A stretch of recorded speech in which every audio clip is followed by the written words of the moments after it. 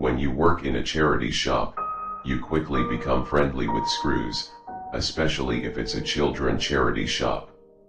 A number of fake walkie-talkies, little RC cars and whatever other battery-operated things I had to take apart with the help of my grubby fingers and a cheap screwdriver. I don't wish to try and count that. Yet, every charity shop also has the same problem, getting a whole load of random rubbish donated by someone with a plastered smile on their face. It was the kind of stuff that was meant for the skips and tips, things that men should pick up, not volunteers who weren't being paid any measly amount to wipe off dry feces from a baby's high chair. I could count a number of high chairs I wiped dried fluids off of. It was 5. One wasn't so bad, but the other 4 might as well have been made of a mixture of saliva and baby food POO, because you couldn't see any of the material underneath it. Yet, this story is not about how I wiped shit off of high chairs. That is a horror story for another time. This is the story of a rattling inside a toy walkie-talkie. I have to admit, if someone was battery operated, I would usually do more than I needed to do. By that I meant, I would take apart the toy itself, seeing how it worked inside. The only procedure I really had to do was pop open the battery compartment, take out any batteries and test the toy to see if it worked. If it blinked, flickered, or made a noise, I could price it and put it on the shelf. If it didn't, I would throw it in the bin. Yet, I found an odd fascination in actually taking the things apart and seeing how they worked from the inside. I liked that in most things, knowing how they worked. Name something and I would probably love to hear or see how it worked. Digestive systems, walkie-talkies, cars, bombs, rifles, anything at all. I loved learning how they worked and how they were built. I am rather surprised I was never talked to by a police officer or a government official. For the amount of time I spent researching improvised weaponry, reading through gunsmithing guides and learning how to make bombs for a cheap thrill of education, I would have thought I would have been put on some watch list. Luckily, I don't think I am. So, as I was saying, I took apart toys and looked at their circuits, seeing how they functioned. It wasn't over-scientific, it was more Victorian. The Victorian way of cutting something open just to find out how it works was always in my mind.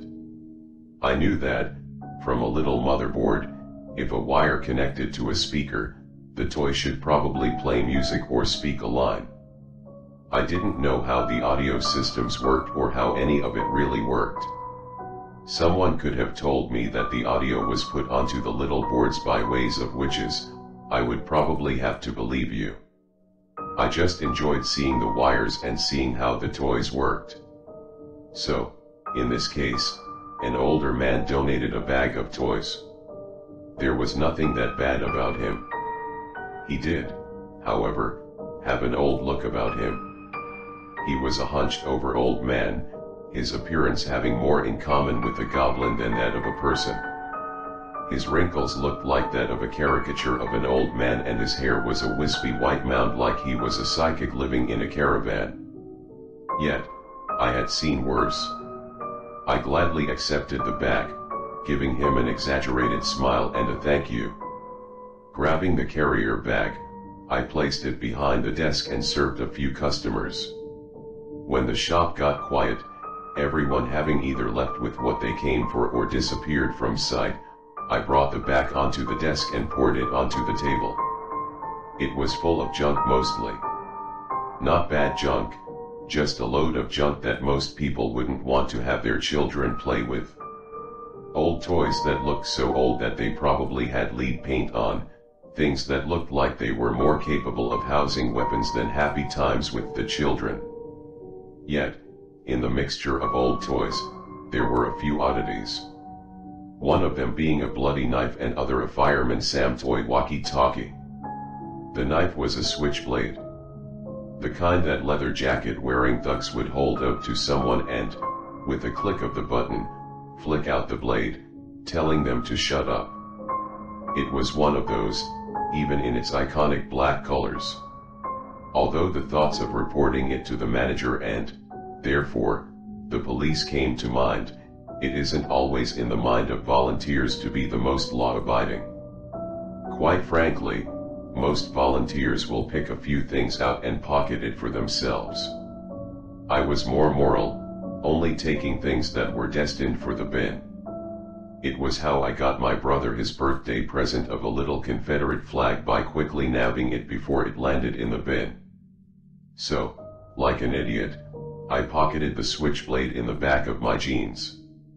I have to admit, though, when I felt the button pressing against me, I had to flip the blade around in my pocket. I was stupid, but I was also fearful. I didn't want the image of my own ass sending me to a hospital by stabbing me in the leg plaguing my mind all day, so I had to flip it. Then came the walkie-talkie. It was a strange piece of kit, especially due to its surroundings. It was surrounded by toys that looked like they would belong to a Victorian child, yet amongst them was this. For those who don't know, Google describes the show like this: follows the adventures of the title hero and his colleagues as they protect the citizens of the Welsh town of Pontypandy. I did watch it when I was young, and I watched it on occasion when I had to babysit one of my younger cousins, so I was aware of the smiling face of that 3D fireman. Yet, it twinked me as odd as it was buried among the other things. I picked it up and, as I pressed one of the colorful buttons, it sounded off proudly about rescuing a cat from a tree, yet I felt weight moving inside. Carefully, I shook it and there was a shift inside, a weight that I couldn't explain. You could easily feel it as it moved from side to side. Keeping a close eye on the door to the back storeroom, I got one of the screwdrivers from under the desk and flipped the walkie-talkie over. The first thing I noticed was that the screws were reversed, as in lefty wasn't loose and righty wasn't tight, it was flipped in reverse. The other thing was that the screws were cheap. By cheap, I mean that I managed to scrape and warp the screws, simply by turning them with the screwdriver. Eventually, I peeled off the deformed screws and got to what I really needed. The toy was hard to pry open, despite the lack of screws. I checked if I had forgotten some hidden secret screw, but I hadn't. Eventually, I simply aimed at the table and, with careful precision, whacked the walkie-talkie against it, hoping that I had hit the split in the middle. Luckily, it worked and one half of the walkie-talkie shifted upwards. Digging in my nails, I ripped the front of the walkie-talkie off. As I did, there was a long pull of yellowing glue. It was super glue by the look of it. Glue sticks don't harden like that. Yet, sitting in the center of all of it, there was a USB stick. Although many would think that it was a massive USB, like a stick, it wasn't. It was barely the size of my thumb. Rattling the walkie-talkie, the USB fell onto the desk and, peeling off the protective cover, I could see that it wasn't damaged by any sort of glue. My brain thudded, telling me that I would have to report this to the police. Despite the switchblade incident earlier, a USB hidden within a children's toy felt like it was somehow worse. Usually, people hide things in attics, lock safes, or something else, yet this guy had hidden whatever it was, a children's toy.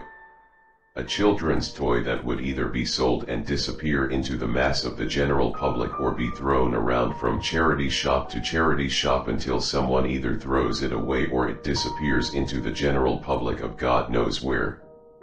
Thoughts swam in my head of drug operations, weapons deals, terrorist plans and pedophilic writings. All horrible ideas swam behind my eyes, poking at the nerves within my head. Soon, my morals turned to static. As my mind slowly sank into blissful oblivion, my thoughts disappearing into quiet mental ramblings, I listened to the static. As my body slowly became weightless, I listened to the static. My body was slowly turning numb to it all, like a wave of pins and needles were landing on my skin, yet in a soft and soothing way. Yet my morals resurfaced. As the deep thoughts crushed into me like a weight made of iron, I tried to drive away the static. The moralistic static soon cut off, silencing for a while when the USB passed into my pocket. The rest of the day was inevitable. I spent it, recalling how I brought an 8mm camera from the shop. There was nothing wrong with the camera, it worked perfectly, as far as I could tell.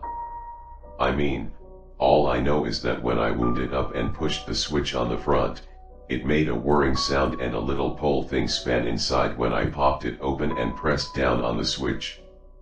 The whirring was like a film projector, it sounded wonderful. It even had a little sight for aiming the lens. It looked like something from an old sci-fi film. There were 3 separate rectangles, all within each other like a Russian nesting doll. The largest was green, the medium one was red, and then the last, the smallest, was yellow. Aiming it inside the charity shop, I saw the sight worked perfectly. The charity shop wasn't allowed to sell it to the public, so I, as a worker, bought it for £2 and went on my way. That was a pretty big bonus of working in a charity shop. You get to know all the stuff in the back, items that the shop legally can't sell. Truly amazing the kind of stuff you could buy. I was snapped out of the dream by the manager tapping me on the shoulder. She was a polite woman. She looked like one of those 50s wives you saw in the old adverts for cocaine, yet she was slightly larger than one of those girls. Her hair was ginger and she had freckles all over her face. To be honest, if you plopped her in Ireland, they would hardly recognize the difference to the scenery. I have to admit, although I didn't join the job for it, I did end up having a thing for her. Sadly enough, nothing ever happened to it because real life isn't some romance novel and, even if it was, I was not the man who wielded the fancy cars and the ABS that could grate cheese. She told me that I should have left 5 minutes ago. Giving a stupid "oh," I left and wandered home with my hands in my jean pockets. When I got home, there was no one there. A note taped to the wall told me that they had all gone out, going to some antique shop in the middle of nowhere. My brother wasn't in either. I couldn't hear him shouting some inane nonsense at his console, so I knew that. Going upstairs, I turned onto the landing and there were the 2 doors, one to my room and one to my brother's.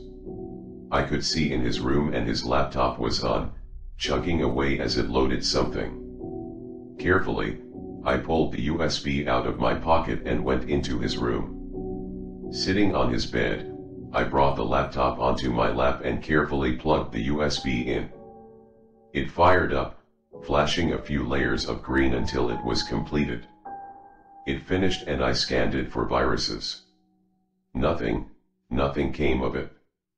From everything I had heard about hackers and their little gifts, I thought I would see a few hundred windows pop up, extracting whatever credit cards or pieces of information my brother had left stupidly on his computer. Yet, nothing happened. The laptop sat there, waiting for me to do something.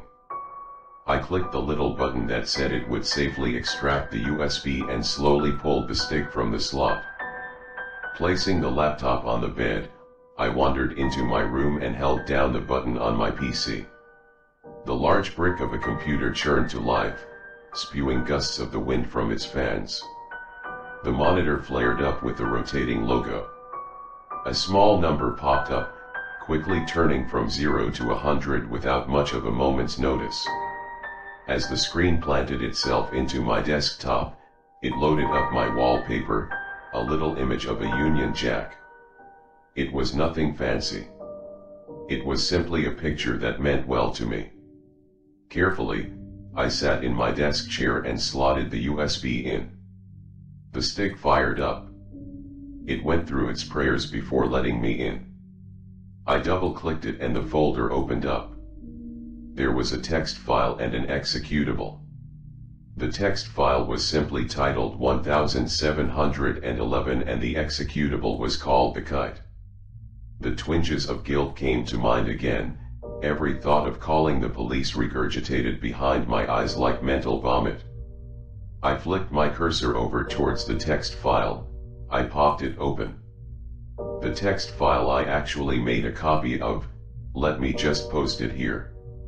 SKW Stanley KBVYPDRSC. Aphobics Bojima YPDRSC, SWECD Vox. DRSC SCXYD Siwadrisk DRKD SMKX OXVCDYZ. SDRKC Vigone EZWIV Spoke SMO 1987. DRKD SCKVY executes WO DYRKFO looks MIT Caste VEL Kokken.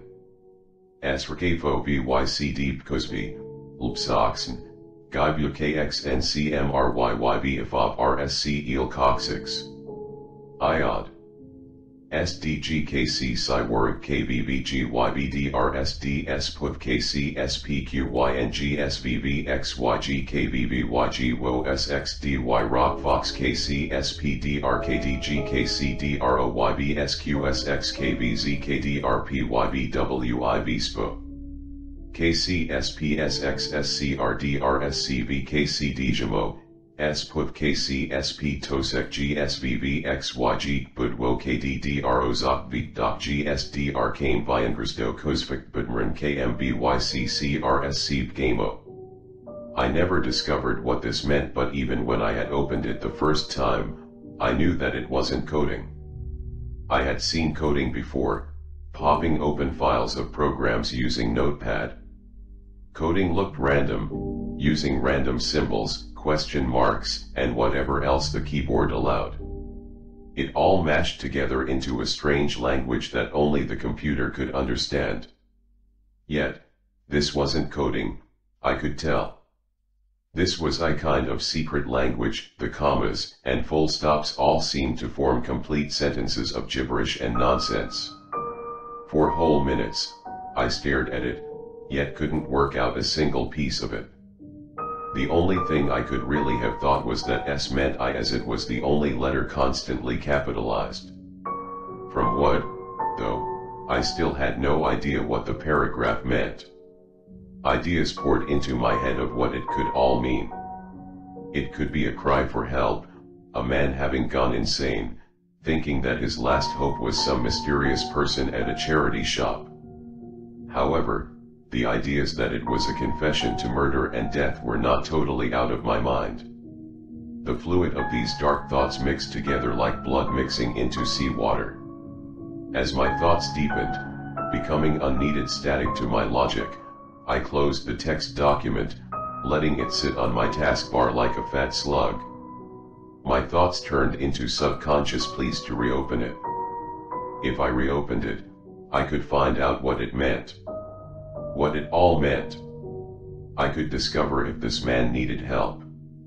My thoughts raced back to ideas of the Zodiac Killer. A man who had used symbols in his own murders. The first of his letters was decoded by a maths teacher and his wife.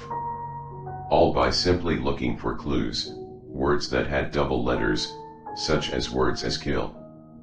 They decoded the entirety of the letter and that lead the police on their goose chase after the killer and trying to decode his letters at every point imaginable. I thought about that, thinking to myself that I could have done the same. If I had the commitment, I could have sat down at my breakfast table and, over a glass of orange juice and toast, decoded the letter. I could have helped the police on their little chase. As I thought about it, my thoughts unwound against me, turning hostile. They told me that my job would have been easier than theirs, the cipher was easier. It was a simple letter replacement. I could work it out with a Google search, most likely.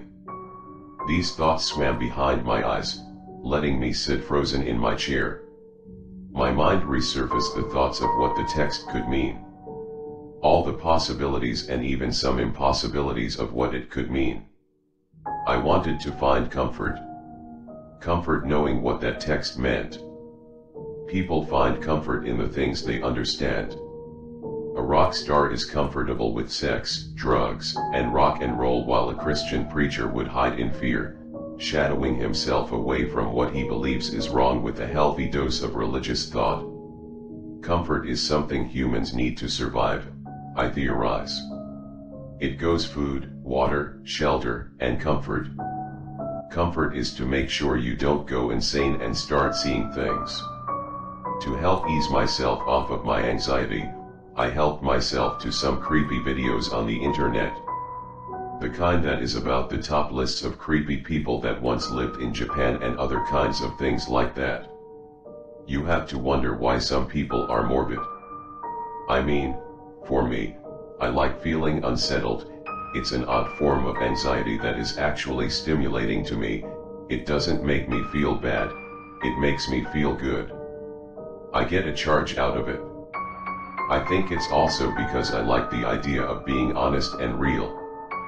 I feel like most of the happy things that are casually told to us or shown to us through whatever screen we prefer to view them through is not actually real, or, at the very least, not honest. I believe morbid curiosity stems from what everyone wants out of a human: honesty. I find a much greater honesty in the darker side of a life, as it is more real, more uncut, and less polished. I often find myself recording serial killer documentaries and Googling stories of plane crashes, and people, who I've accidentally let it slip to, looks at me like I am some evil creature that loves the stuff, that I'd kill them on the spot if I knew they wouldn't scream. Then again, I shouldn't be going around telling people about how awesome plane crashes are, but sometimes I let slip a few lines and then I get myself down into the deep questioning of my mental health. Yet, as the videos tapered off, I got onto my second favorite thing: suicide notes. My family barged into the house as I read some of the firsts. I read one that oddly hit home with me. It was a single man. He was 44. It read, "Dear anyone who reads this. It may not seem like it with my head blown off of my head, but I am happier than I have ever been. I have done everything that I could and now I am bored. I am unhappy with what I have now, so I am going over to see what I can on the other side. God bless you all, John Richardson." I snorted out a laugh through my nose, thinking of my family rampaging around stairs. An intrusive thought that told me to go downstairs and show them the note. Another told me to do that and go guess what, and blow my brains out with a pistol. I don't own a pistol. Another more rational thought told me to go back to reading until I got bored. My brain told me of all the times I thought I was bored of life, that I had done everything I could be bothered to do. As my thoughts died down, I looked back over at the File Explorer, sitting on my taskbar. I brought it up and saw the kite sitting there. Licking my lips, I clicked on it. A window flashed up. From the darkness, it soon slipped to a singular screen. A pixelated fire axe atop a firefighter yellow background and, next to it, a singular button with the word play in it. Despite those features, there was nothing else in the window. It was just that. A fire axe and a play button. Despite myself, I clicked the play button. A small jingle played, like a theme song running through a chiptune machine. The screen faded to black and a cross-section of a fire station popped into view. It looked like it was designed, from the ground up, to look like something from the SNES. It was like Castlevania, yet it replaced its murky browns and greens for bright reds and yellows. There was a set of spiraling stairs up to a sleeping area and, connected to that room, there was a small kitchen. A pole was positioned in the sleeping room and it was down into the large garage, that housed a single fire engine. Despite the show, it must be based on, the fire engine was wonderful in detail. Each cabinet, hinge, and shine was beautifully rendered, giving it a crisp look. There were even the posters that they posted on the side of fire engines, warning people to check their fire detectors. After a moment, the cameras shook and, suddenly, a man appeared in the sleeping area. It was hard to tell who he was, but it was easy to tell he was a firefighter. He wore the yellow helmet, the oxygen tank and everything else, despite being inside. The screen flashed white for a split second and the screen returned. Experimentally, I pressed down on the D key and the man sprinted right towards the kitchen. I gave a smile and continued on. I ran over to the pole and a yellow arrow flashed above it. Pressing S, the firefighter slid down the pole, landing with a cartoonish thud on the floor. As he got himself off of the pole, standing next to the doors of the fire engine, a woman ran into the fire station. A text box appeared, reading. Miss Taswell says, "Oh goodness, Fireman Sam. There is a fire at the old French painter's house. You have to help him before his paintings burn." My mind recalled memories of watching the show, but I never recalled an episode like that. Most of them were about public relations or rescuing cats from trees. I don't even think there was a French character in the show at all. Another text box popped up.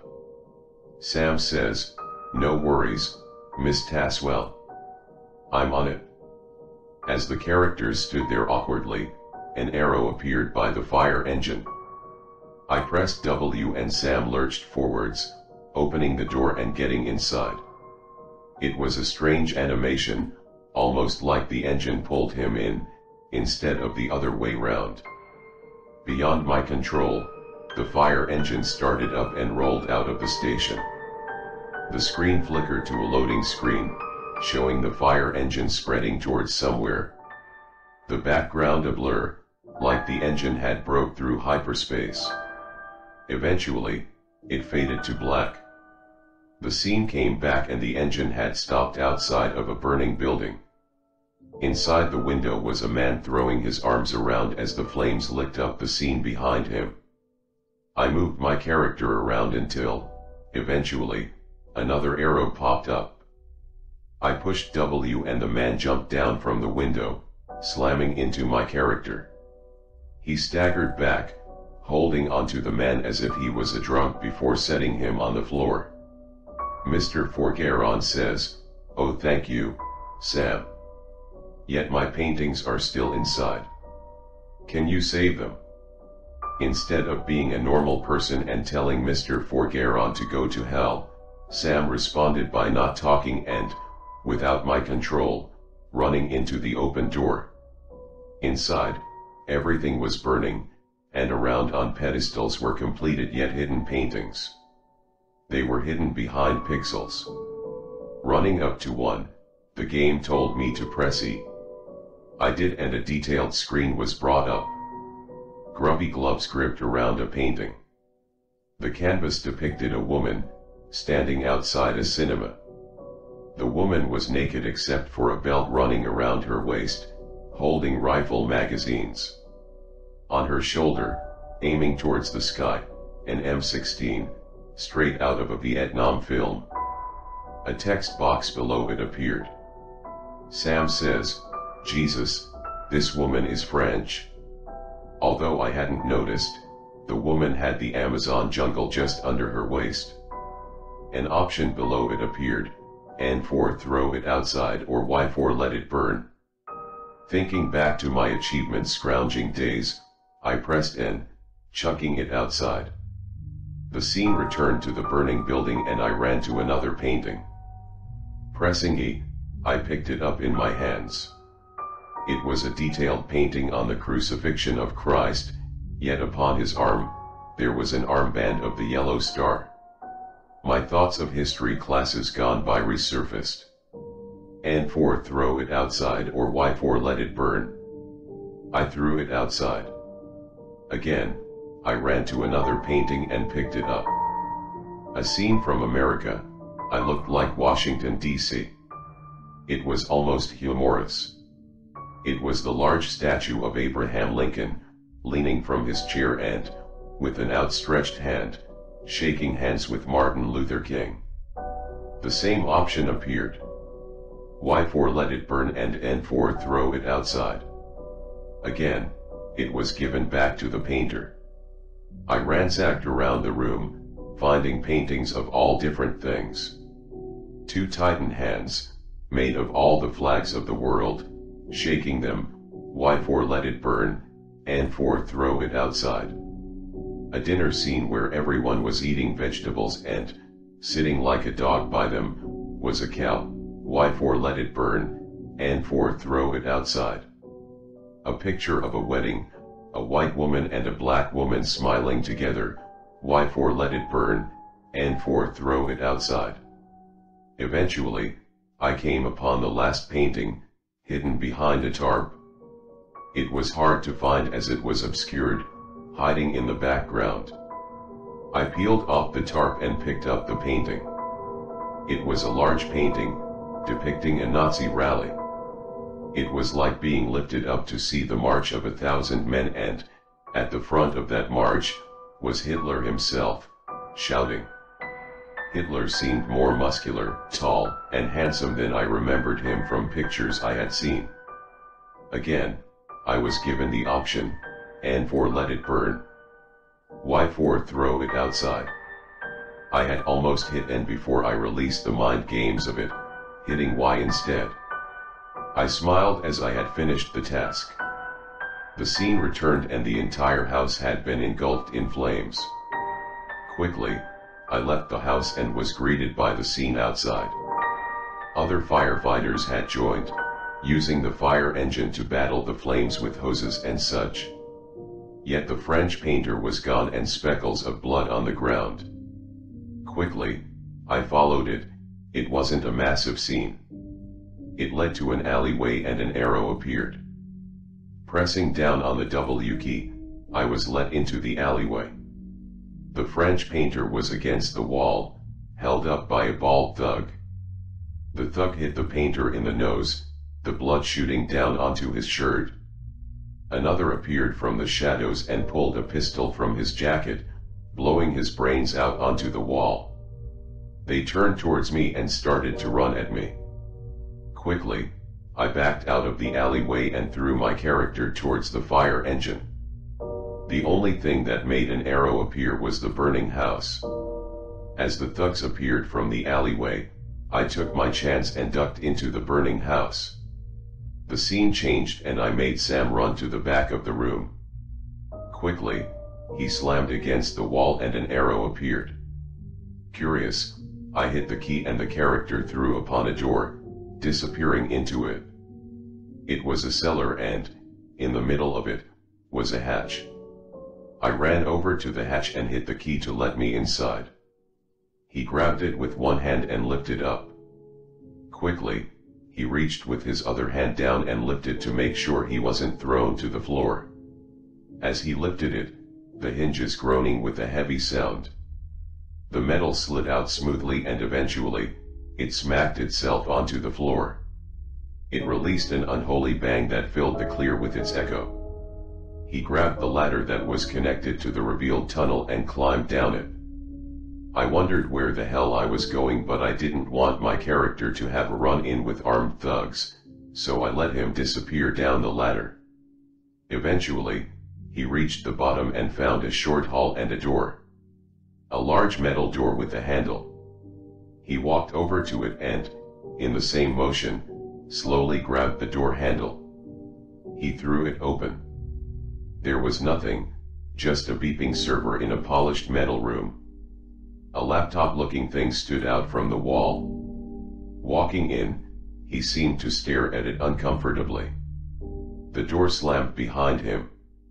He walked forwards and tapped on the keyboard.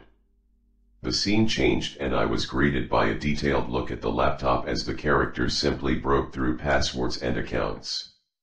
A pixelated video flashed up on the screen. Like I was looking through the eyes of a soldier. He rested his arm on top of a tank, a large machine gun pointed up at the sky as his arm rested on it. There was a fire station had a gaping hole in its center, smoke billowing out like a chimney. People hung off of steel that poked out at different angles, some people whole, some in pieces. A man hung down, his upper body was torn apart, strips of flesh hanging from exposed muscle and fat. He dangled off the edge of the building with his intestines loosely fallen from his gut and decorating his bloodied corpse like Christmas tree tinsel. A woman stood at the side of the hole and was crying as she stared at the man. Another video flashed up. I was in the eyes of another soldier and I could see 3 soldiers opening fire with rifles. It was only a line of women and children. It looked like they were waiting for the post office. They were shredded by bullets and slumping against the wall from the force. They were bleeding and creating pools. Their wiry guts were spread around the wall, like a firecracker that blew up in mincemeat. The smile on the soldiers' faces was stained with droplets of blood. Behind my character, I heard the click of a pistol. The laptop was covered in blood. Text appeared. Game over. I shrugged and got up, going to the toilet. When I came back, the game had crashed into a bizarre scene of glitches and pixels, broken beyond repair. Just wondering if anyone knows where to find this game. I want to give it to my friend for his birthday.